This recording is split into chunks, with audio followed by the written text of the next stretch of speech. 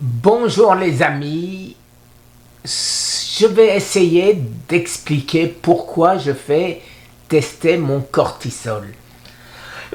Alors tout d'abord, il faut savoir que le cortisol n'est pas quelque chose de mauvais en soi.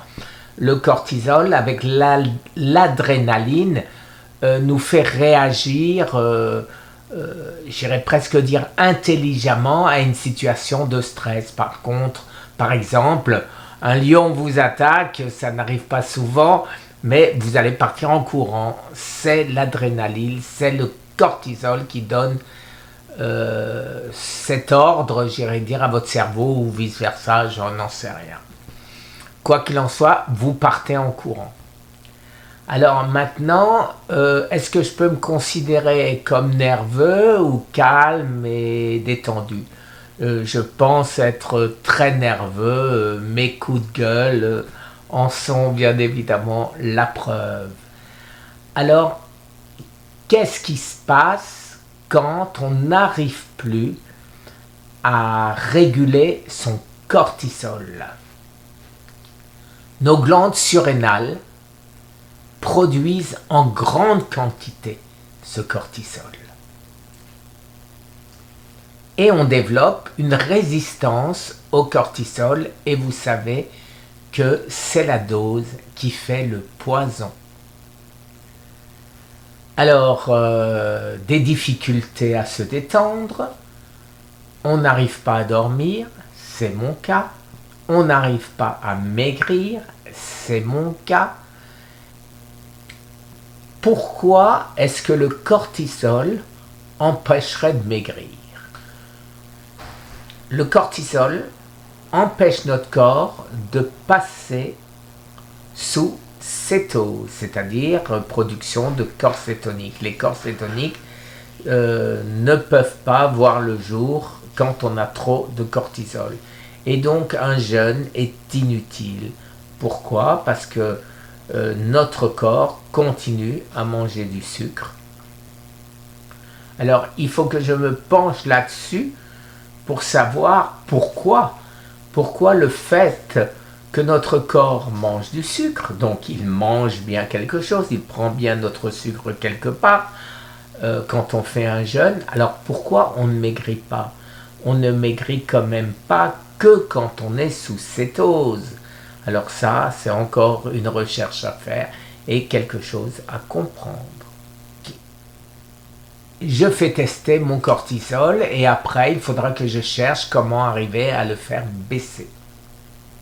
Alors déjà, je vais éliminer bien évidemment le café qui contient de la caféine, mais je ne vais pas éliminer mon thé vert qui m'apporte d'autres avantages.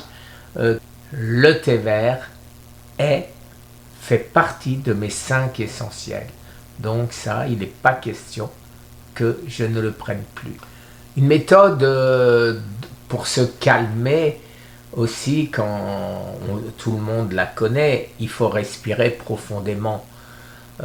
Donc des fois, quand je m'énerve, j'essaye de calm down, comme la police dit aux États-Unis quand on a eu un accident de voiture et qu'on s'énerve, en fait, etc. Et de ce fait, on respire profondément, des grandes inspirations, des grandes expirations, et ça passe. Alors oui, les amis, lundi, normalement, j'aurai mon résultat. Et je saurai si c'est ma cortisol ou mon cortisol qui m'empêche de dormir et qui m'empêche de maigrir. Alors, dormir c'est facile, quand on a du stress c'est compréhensible. Mais pourquoi est-ce que ça empêche de dormir? Eh bien parce que ça enlève toute action à la mélatonine, qui est l'hormone du sommeil. Donc voilà pourquoi on ne dort plus. Et surprenant les amis, le cortisol empêche aussi de maigrir par le stress qu'il nous donne. Augmentation d'insuline, je ne sais pas si l'insuline va monter à cause du stress, mais l'insuline monte à cause de ce qu'on mange, bien évidemment. À chaque fois qu'on mange, on a des pics d'insuline. Mais le cortisol n'aide pas. Et cortisol plus insuline fait que c'est impossible de maigrir. Donc j'ai deux causes qui me semblent qui rendent possible le fait qu'une résistance au cortisol ou trop de cortisol font que je ne dors pas et que je ne maigris pas. Réponse lundi. Merci les amis. Très bonne journée. Au revoir.